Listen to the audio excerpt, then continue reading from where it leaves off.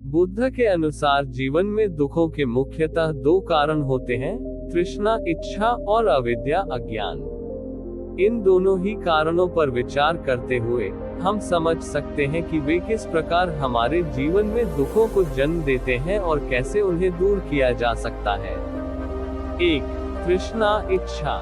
तृष्णा का अर्थ है इच्छाओं का अनियंत्रित रूप से बढ़ना। जब हम किसी वस्तु, व्यक्ति या स्थिति की अत्यधिक इच्छा करते हैं और उस इच्छा को पूरा न कर पाते हैं, तो हमें दुख का अनुभव होता है। बुद्ध के अनुसार ये तृष्णा ही है जो मनुष्य को दुखी बनाती है।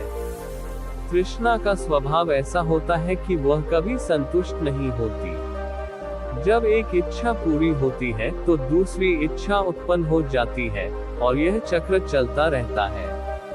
उदाहरण के लिए, यदि किसी व्यक्ति को धन की इच्छा होती है तो वह धन प्राप्त करने के लिए कड़ी मेहनत करता है। लेकिन जैसे ही वह धन प्राप्त करता है, उसकी तृष्णा बढ़ जाती है और वह और अधिक धन की इच्छा करने लगता है।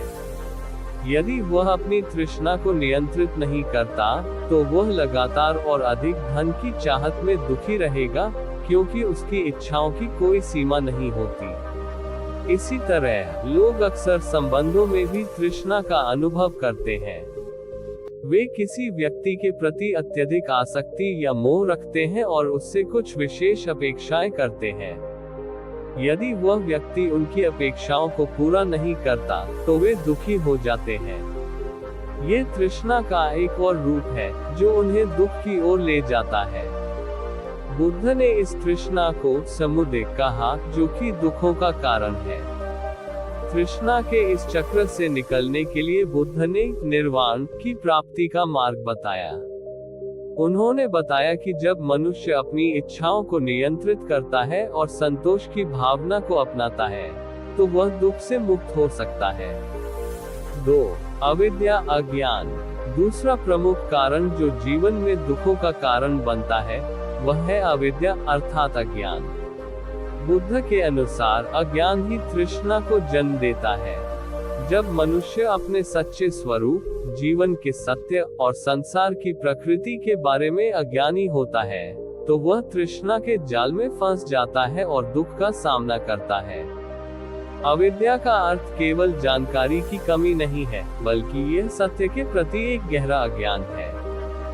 यह उस सत्य का अज्ञान है कि जीवन की सभी वस्तुएं अस्थायी हैं और हर चीज का अंत निश्चित है। जब हम इस सत्य को नहीं समझते, तो हम वस्तुओं, संबंधों और परिस्थितियों से अत्यधिक लगाव रखते हैं और उन्हें स्थायी मानते हैं। जब वे समाप्त हो जाती हैं या बदल जाती हैं, तो हम दुखी हो जाते हैं। उदाहरण के लिए, जब हम किसी प्रियजन की मृत्यु का सामना करते हैं, तो हम अत्यधिक दुखी होते हैं, क्योंकि हम उस व्यक्ति के स्थायी अस्तित्व की आशा रखते थे। यह अविद्या है जो हमें सत्य से दूर रखती है और हमें दुख का कारण बनाती है। इसी तरह लोग अपने अहंकार के कारण भी दुखी होते हैं। वे अपने अहंकार को सत्य मानते हैं और अपने अहंकार को संतुष्ट करने के लिए तृष्णा का अनुभव करते हैं। लेकिन जब उनका अहंकार ठेस खाता है या उनकी इच्छाएं पूरी नहीं होती, तो वे दुख का अनुभव करते हैं। ये भी अविद्या का एक रूप है, क्योंकि वे अपने अहंकार को वास्तविकता समझते हैं, जबकि सत्य यह है कि अहंकार भी एक मिथ्या है। बुद्ध ने अविद्या को दूर करने के लिए सम्यक दृष्टि और सम्यक ज्ञान का महत्व बताया। जब मनुष्य अपने जीवन के सत्य को समझता है और जीवन की अस्थायीता को स्वीकार करता है, तो वह अविद्या से मुक्त हो जाता है और उसके दुखों का अंत हो जाता है। तृष्णा और अविद्या के चक्र। तृष्णा और अविद्या एक दूसरे से जुड़े हुए हैं और एक चक्र के रूप में कार्य करते हैं। अविद्या के कारण तृष्णा उत्पन्न होती है और तृष्णा के कारण मनुष्य और अधिक अज्ञान में डूब जाता है। ये चक्र लगातार चलता रहता है और जब तक इसे तोड़ा नहीं जाता, तब तक मनुष्य दुख के चक्र में फंसा रहता है।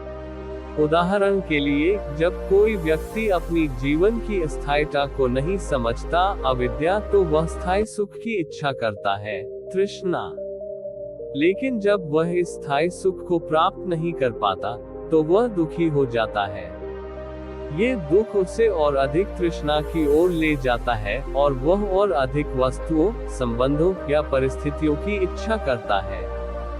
इस प्रकार वह अविद्या और तृष्णा के चक्र में फंसा रहता है और उसका दुख बढ़ता रहता है। बुद्ध का समाधान, मध्य मार्ग। बुद्ध ने इस चक्र से बाहर निकलने के लिए मध्य मार्ग का पालन करने की सलाह दी। मध्य मार्ग का अर्थ है जीवन में संतुलन और संयम का पालन करना। न तो अत्यधिक इच्छाओं में लिप्त होना और न ही इच्छाओं का पूरी तरह से त्याग करना, बल्कि एक संतुलित और संयमित जीवन जीना।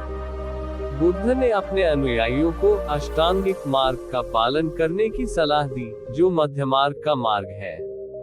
इस मार्ग में सम्यक दृष्टि, सम्यक संकल्प, सम्यक वाणी, सम्यक कर्म, सम्यक आजीविका, सम्यक प्रयास, सम्यक स्मृति और सम्यक समाधि शामिल है।